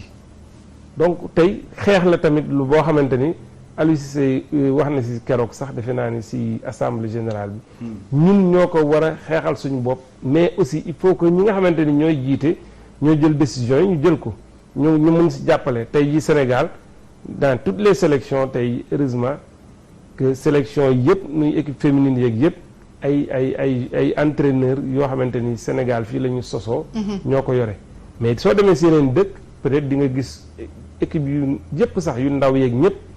ay ñu jóge feneen ay ñu jóge tugal. ñoo leen la direction technique nationale. bu Sénégal. non je parle pas du Sénégal. voilà dans d'autres pays. alors que tey jii defe naa loolu sax moo tax ngay insister tuuti ci formation mais mun naa la wax ni formation boobu tey am na ay stage yu gars yi di def bokk ko entraîneur yooyu mais africains yi du ñu des ginnaaw loolu moom mooy lu leer nañ entraîneurs yi nga xam ne tey mën nañ dem ay stage recyclage tase fa ak yeneen entraîneur wala comme ni stage ay après coupe du monde bi wala yooyu mais nit ñi jógee Afrique vraiment gàcce ngaalaam li si des nag mooy ñun ñu fonk suñu bopp loolu mooy le mal des fois da ngay gis par exemple Égypte man gis naa seen entraîneur bi ñuy indi woon presque salaire am ëppoon na presque matoon na 150 millions. def naa mexicain la woon. waaw te pourtant demul fenn ak équipe bi alors que tey Égypte man wóor na ma ni ça regorge d'entraîneur de métier donc loolu dafa nekk loo xam ne africain moo war a fippu pour dindi loolu ci xelam. En Égypte on a vu benn sélection bi ko Sénégal éliminé l'entraîneur automatiquement il a signé ak beneen club bu nekk foofu Égypte. voilà xam nga loolu tey jii te équipe yooyu ay salaire yu nga xamante ni tey kooku noonu su demoon dëkk bi mu jógee du ko fa am donc tey jii dafa xaw a nekk li nga xamante ni mooy protectionnisme bi may wax. ñun suñu syndicat bi dem na ba nga xamante ni actuellement ñu ngi jël langue ak yeneen syndicats yi nga xam ne ñu ngi nekk ci dëkk yeneen yi parce que ñëpp gis nañ ni que loolu lu ñu war a protéger la man tey ndem ci yàlla Stephen Keshi yore woon na Mali. ñu tasee Bamako. di waxtaan boobu ci tournoi UEMOA la woon. mais loolu nekkoon na combat am parce que déjà ñoom xam nga ñoom ils ont été professionnels. très haut niveau. xam nañ li xew foofu gis nañ entraîneur yooyu yu leen di entraîner gis nañ ñi nga xamante ne tey ji comme ñooñu tey kii Aliou Cissé wala yenn entraîneurs yu bëri yi nekk Afrique ñoom seen formation foofu lañ ko defee dañu bokk ak ay entraîneur foofu formation te tey ji soo dee xool résultat yi ñu fa am moo gën foofu yu yooyu am après ñu gis entraîneur boobu mun a nekk Afrique mun fi disposer di ay moyens yoo xamante ni li ñu koy tegal alors que duñ ko tegal des fois le national bi nekk fii heureusement que Sénégal ñu ngi si yeewu mais am na dëkku Afrique yoo xam ne ba léegi noonu la tey ji mën nañu jël un entraîneur européen mun ko fay salaire boo xamante ni tey suñ ko joxee suñu indee un entraîneur local foofu dañuy diviser salaire boobu par 10. mais des fois est-ce que jàmm bi ñuy may le sorcier blanc dinañ ko may ki nga xamante ni mooy li ma wax si condition de travail moom mooy doomu dëkk bi duñ ko may à commencer des fois ses autres collègues techniciens waaw foofu laa bëgg a ñëw par ses pairs entraîneurs des fois voilà parce que loolu des fois foofu lay commencer ensuite même presse bi fii des fois duñ ko may donc mais loolu du raison pour ñu jël li nga xamante ni mooy suñu patrimoine parce que en fait patrimoine la mais presse bi c'est vrai ñun dañuy relayer mais est-ce que solidarité bi war prenons l'exemple du Sénégal c'est-à-dire bu fekkoon ne entraîneurs yëpp def nañ benn say autour de la personne de Aliou Cissé je reviens encore waxuñu ne pour ñu koy tresser ay lauriers mais su ngeen amee peut-être lu ngeen koy wax ngeen wax ko en interne mais bu fekkoon ne peut-être ku toog ci plateau yi wala kuy wax ci journaux yi wala kuy wax ci rajo yi am loo xamante ne techniquement da nga koy wax soutenir ko jàppale ko est-ce que loolu dina am mais bu ngeen waree waxtaan faut comme on dit faut seen potum biir en interne di ngeen ko def parce que ñun journalistes lu ñu mën a relayer ku ñu ci laal ci sunuy confrères que ce soit nga nekk ci beneen télé ñun ñëppay jógandoo def benn say. waaw loolu aussi waaw loolu defe naa ni liggéey syndicat bi ci la bokk. mais de toute façon Sénégal fii peut-être nit ñi mën nañu nekk ci plateau yi peut-être du lekk loo xam ne dañuy critiquer peut-être dañuy gis seen gis-gis la ñuy joxe mën nañu gis ni lii kat man lii laa gis ni parce que loolu dem moo tax des fois mu nekk consultant. consultant yi nekk ci même dans toutes les télévisions du monde. wala dans toutes les radios consultants yi dañuy joxe benn avis rek boo xamante ne tey même muy sélectionneur wala muy entraîneur wala direction technique boobu. pour mu jot ci loolu la. xam nga tey man mënuma toog entraîneur nekk mu wër na ni kii sa collègue la mu ngi nekk entraîneur yow gis nga ni lii kat munoon su ko defoon mun na baax mais mun nga ko wax parce que tey jii soo amee accès ci moom mun nga ko wax mais tey am na foo am soo ko waxee tamit peut-être dina àgg ba ci moom mu bàyyi si xel te loolu fii dañ ko fiy gis day nekk loo xamante ni entraîneur yenn saay ñu doon nañ def ay genre séminaire yu demee noonu après ay coupe d'Afrique coupe du monde ak yooyu woo si ñëpp nit ñi toog joxe seen xalaat dañ koy joxe de façon objective loo xamante ni entraîneur bi tey jii mun na si jëriñoo mais tey jii su dee loolu bëriwul parce que loolu aussi dañ koy def dañuy nekk loo xamante ni dafa war a nekk luy bëri. ñu koy def di toog di échanger tey jii séminaire yi ñuy def ak yooyu yëpp ay échange yooyu loolu dañ si échanger lu bëri mun nañ toog di daaw def nañ ko benn séminaire entraîneur Ligue 1 Ligue 2 mais Aliou Cissé mu ngeen foofu direction technique yooyu mais am na foo xamante ni cadre la boo xamante ni li ngay wax noonu fóotum biir la ñuy def. ku nekk wax sa xalaat après nit ñi daal di avancer. Grégoire. alors man ba léegi damay rebondir rek ci li nga xam ne tey boo xoolee par exemple est-ce que man damay jàpp ne nekkul ne ñoom les sorciers blancs comme ni ko Adja waxee ñoom ñooy dàq imposé wu que ñun parce que tey bu ma gisee tey benn tubaab bu yegg ci sa équipe lépp loo xam ne mooy jumtukaay bu muy liggéey fekkee gisu ko def koy laaj mais tey souvent l'africain moom lu muy wax moom mooy on fait avec les moyens du bord tey en tant que syndicat tey nan ngeen war a defee tey benn say pour dire non que ça cesse. waaw non c'est-à-dire loolu patriotisme lay nit ñi di jiital des fois. loolu ngay njëkk a jiital parce que tey su la sa réew soxlaa mun nga ni lii kat xare la réew mi ma soxla dama si def sama kéemtulaay kàttan léegi nag soo jiitalee loolu tamit après ñi nga xamante ni ñooy ña nekk si kaw di décider ñoo war a bàyyi xel si loolu mais tey comme li nga wax noonu tubaab bi suy ñëw dina ñëw ak staff boo xamante ni déjà ñoom dañuy blender sax seeni contrat. gis nañ ko fi gis te fan defe naa. toog na fi def résultat mais biñ ko limogé tey jii fay nañ ko loo xamante ni permettre na ko voilà alors que tey jii entraîneur beneen bu nekk fii su dee local nga xalaatuñu sax ne nañ lay dédommager wala dara parce que loolu dafa nekk suñu culture il faut que loolu ñun ñu dindi ko il faut que mu deñ syndicat bi nii xam nga maa ngi wax ni tey dinañ toll foo xamante ni protectionnisme de notre métier parce que il faut que loolu mu am tey jii un entraîneur sénégalais boo xamante ni jël nga ko tey yu si bëri sax entraîneur sénégalais yu bëri des fois dañ suñu leen jëlee dinañ toog ay weer avant ñu leen di fay parce que dañ naan la affaire bi contrat bi nekkagul am na circuit administratif bi génnagul ngay dem noonu te tey jii su dee tubaab bi suñ ko jëlee dinañ def tous les mécanismes possibles pour que nga xam ne premier mois wu salaire am dañ ko koy jox. d'accord mu nekk lu doy waar coach faaw ñu accélérer ndax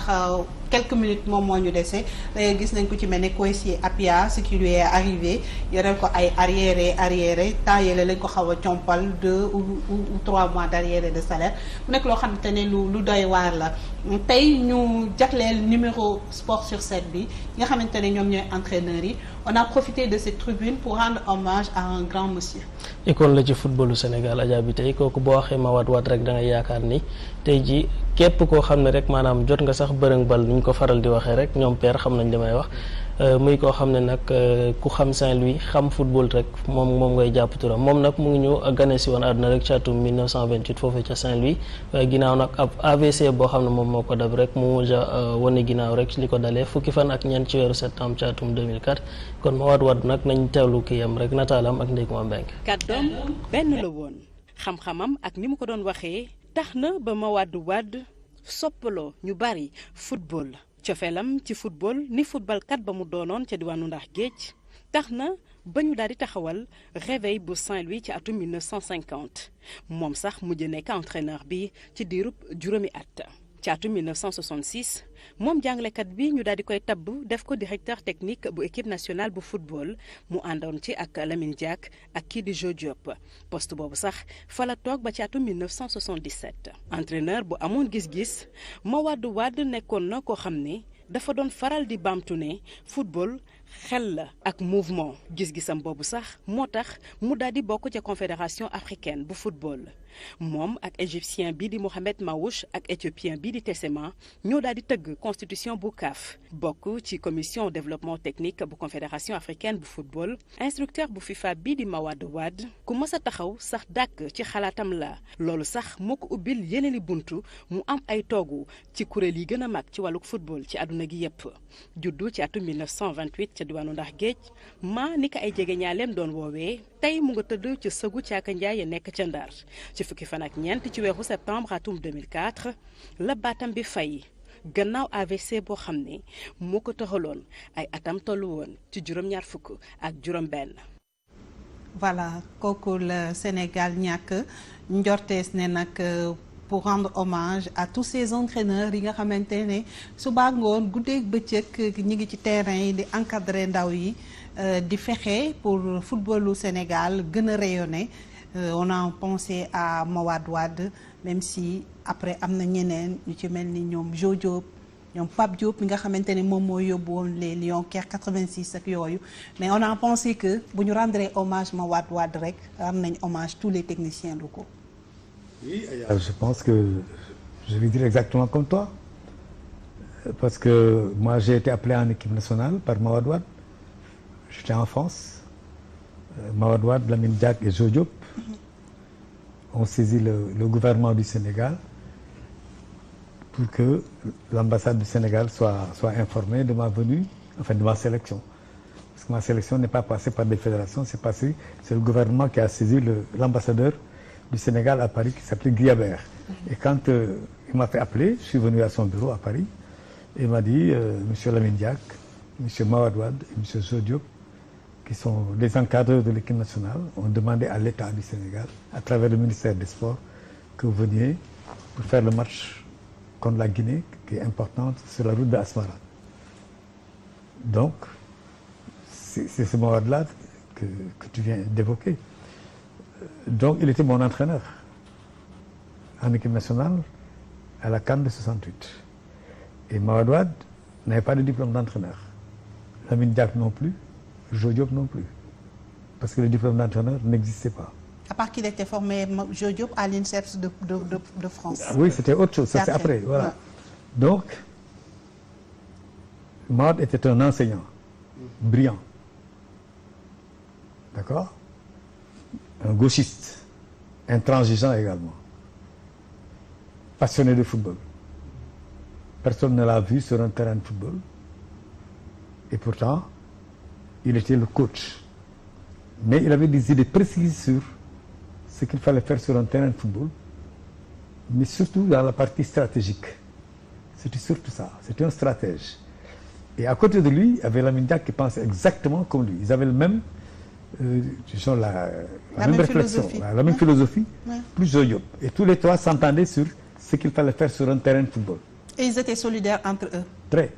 Personne ne lâchait l'autre. Non. Puisque de toute façon, Lamine Diack était inspecteur des impôts. Il s'occupait donc d'un bureau des impôts au Sénégal. Mawade était enseignant. Donc ces deux principaux responsables n'étaient pas dans un entraîneur de football. Mais ils avaient une idée de ce qu'il faut faire sur un terrain de football. Voilà, waaw te loolu dafay nekk loo xam ni lu jafeñ la. Parce que ñun bi ñu def sélection bi 40 la ñu woon.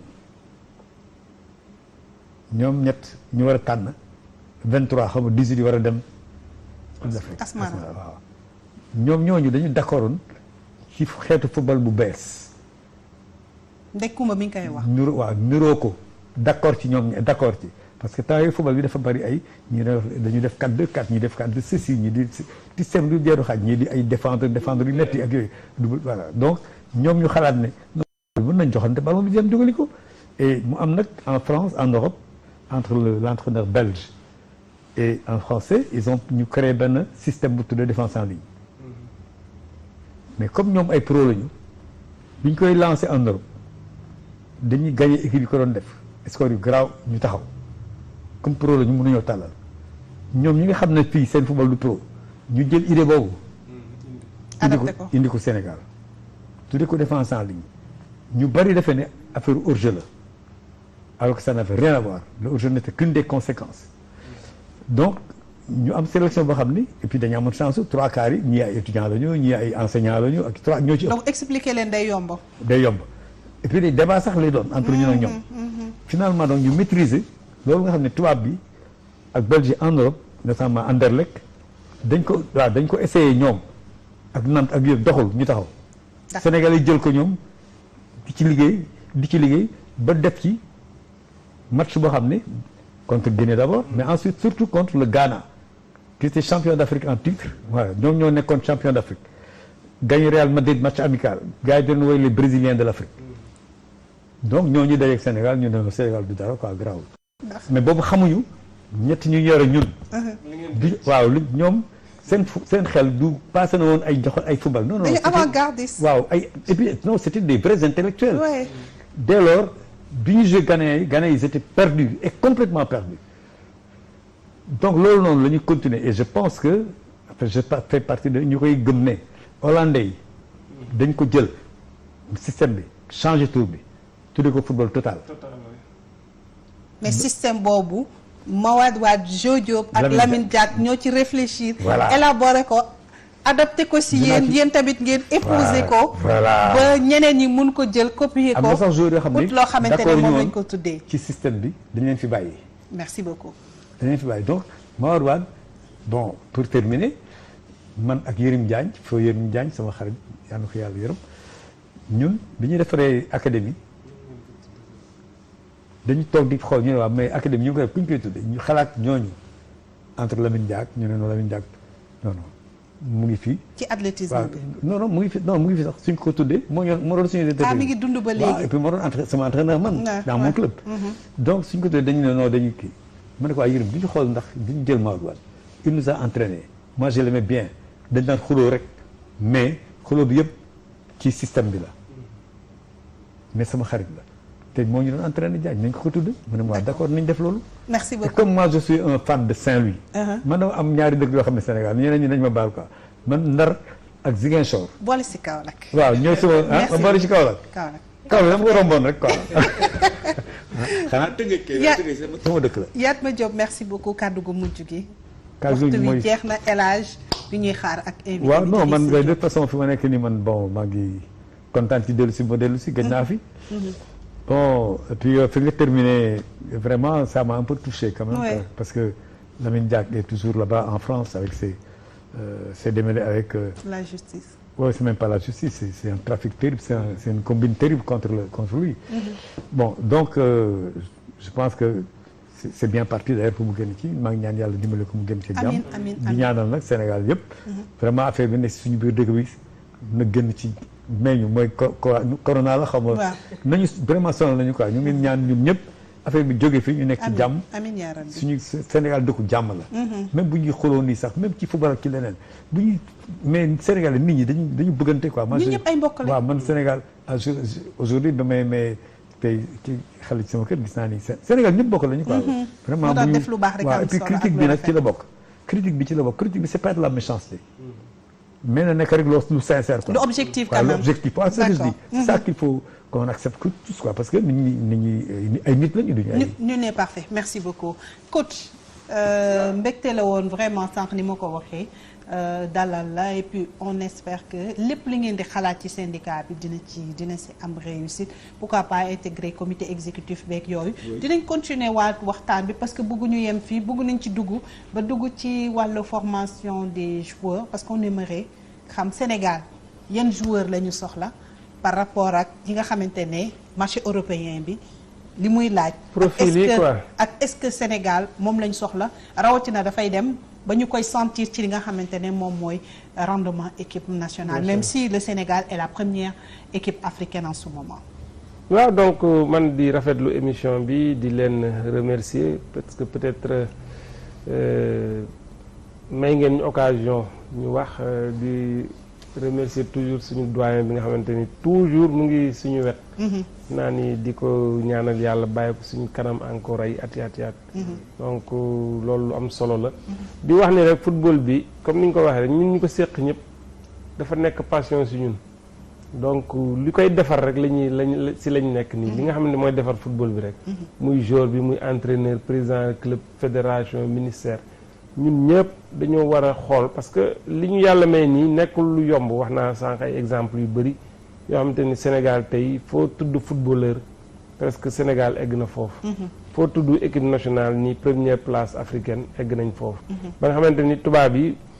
chaque jour ñu ngi woote pour jël ay nouvelles pour xam ay joueurs profil comme ni nga wax léegi yi ñuy soxla. parce que ñoom dañuy faral di wax ni par exemple potentialité bi Sénégalais am dafa wuteeg ñu bëri. pour compréhension bi rapidement déjà. Ensuite, sur le plan athlétique aussi, sur le plan athlétique, parce que man maa ngi wax benn anecdote mos nañu yóbbu équipe locale bi Libye. benn match foofu ñu fekkoon fa ay basketteurs ak ay volleyeurs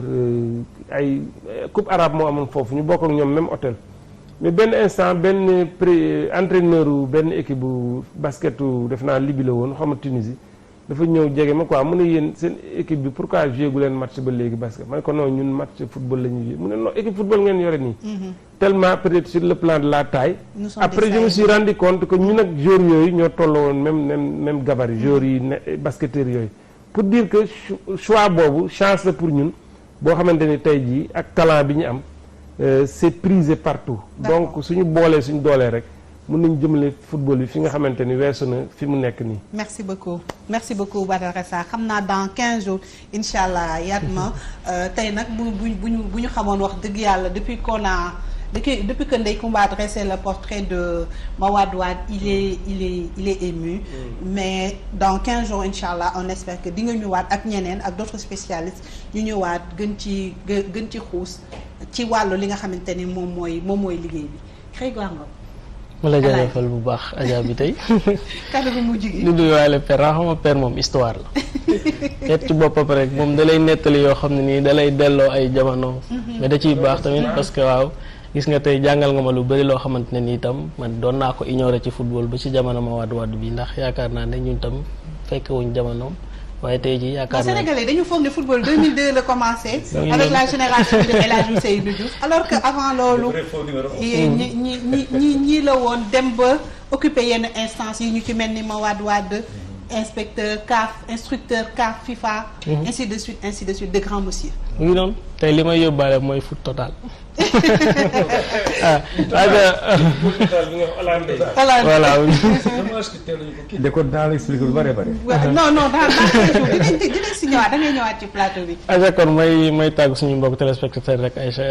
Adja bi tey ne leen nag mbégte la woon rek may janook ñoom te di la gërëm bu baax yow tamit. merci beaucoup alors ñu ngi jéggalu ci un tout petit peu ni ñu grignoté ci temps élage léegi mi ngi ñëw ci yaay kan moom ak invité bu mag bi di Idrissa Diop waaye du njëkk ci jotaay bi te jaajëfaluñ Penda ci wàllu réalisation bi Ousin ci wàllu son bi toute l'équipe technique technicien yi jàpp ci émission bi yëpp ba mu yemb ñu ngi leen di nuyu di leen jaajëfal di leen jox dig daje dimanche prochain même heure même chaîne toujours avec le même plaisir jërë ngeen jëf.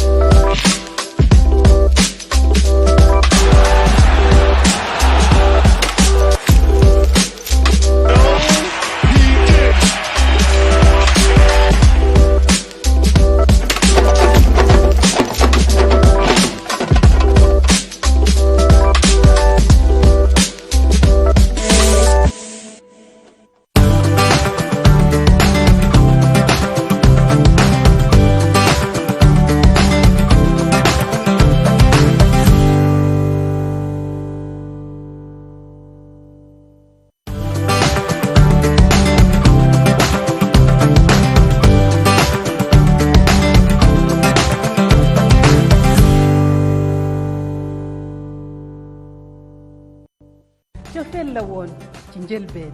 mbëggeel daal di lalu. mbëggeel bu amul app ci bari doole lool ci wàllum télévision. googu mbëggeel moo jur tey 7TV. suñuy programme tënku ci xarañte bu mag ak xalaat yu kawe ba weesu seen njort. ñu boole suñu xol di leen jox ay xibaar yu wóor